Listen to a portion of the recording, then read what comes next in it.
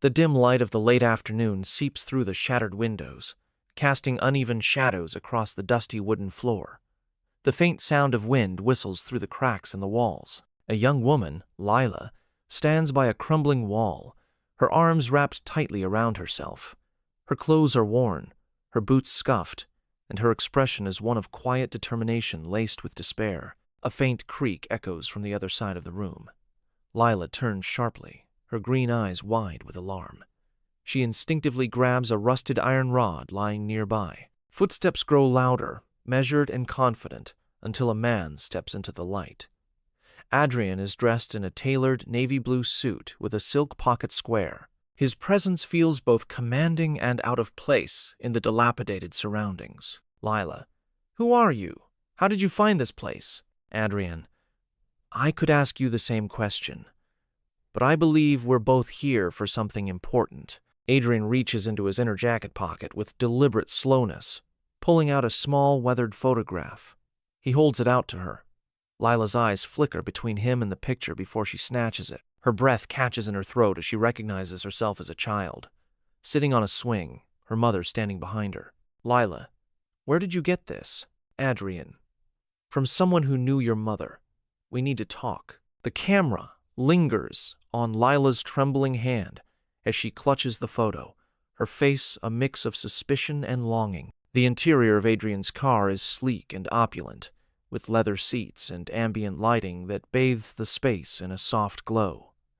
Lila sits rigidly in the back, her hands fidgeting with the photograph. Adrian, seated across from her, casually pours a glass of red wine from a built-in minibar.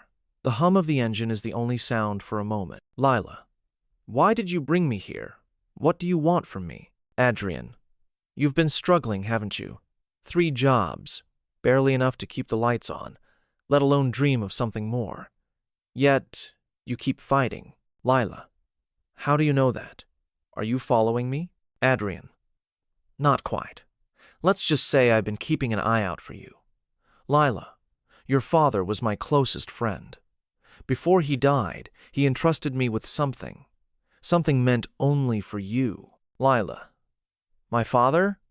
I never even knew him. Why would he care about me now?" Adrian leans forward, his tone soft but serious. Adrian: "Because he always cared. He just couldn't be there. He made mistakes. But this was his way of trying to make things right."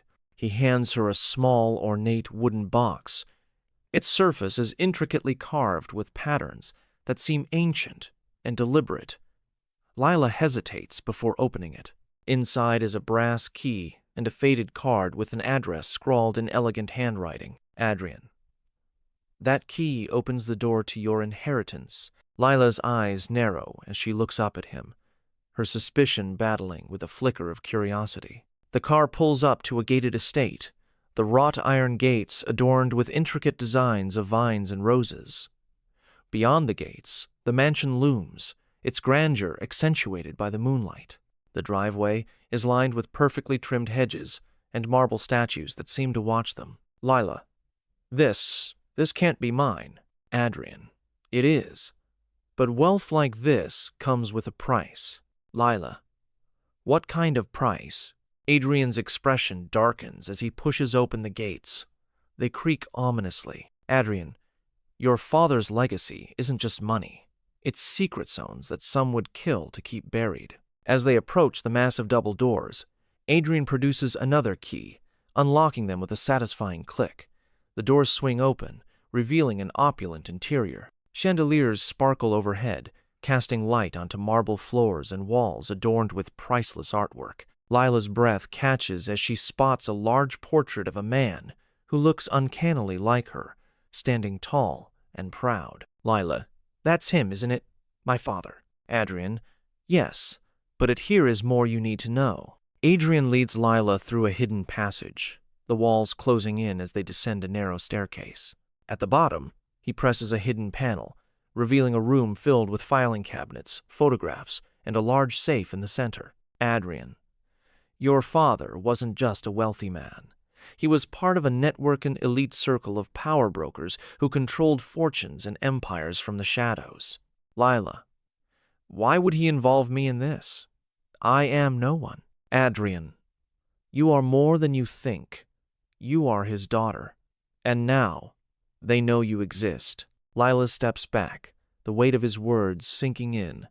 Adrian unlocks the safe, pulling out a stack of documents and a flash drive. Adrian, this is proof of everything, but it's also a target on your back. The mansion's alarms blare as Adrian and Lila sprint to the car. Black SUVs roar to life, their headlights cutting through the darkness. Tires screech as the chase begins. Adrian grips the wheel tightly, his face set in determination. Adrian, hold on. Gunshots ring out, shattering the rear windshield. Lila ducks, her hands gripping the edges of her seat. Lila, this is insane. I didn't sign up for this. Adrian, you want to survive? Then fight for it. Lila spots a pistol in the glove compartment. Trembling, she grabs it and fires back, hitting one of the pursuer's tires. The SUV swerves and crashes into a lamppost. Adrian and Lila return to the mansion, only to find it overrun by men in dark suits. In the grand hall, a shadowy figure emerges, his face obscured by the low light. Shadowy figure. Adrian, you should have stayed out of this. And Lila, you should have never come here. Lila, if my father believed in me, so will I. The confrontation is tense. Lila uses the brass key to unlock a hidden compartment in the hall, revealing a projector. It springs to life, displaying incriminating footage of the shadowy figure's dealings. The men in suits hesitate, their loyalty faltering. The first rays of sunlight paint the estate in gold. Lila stands at the gates, a determined look on her face. Adrian approaches, his suit slightly disheveled, but his eyes warm. Adrian, your father would be proud.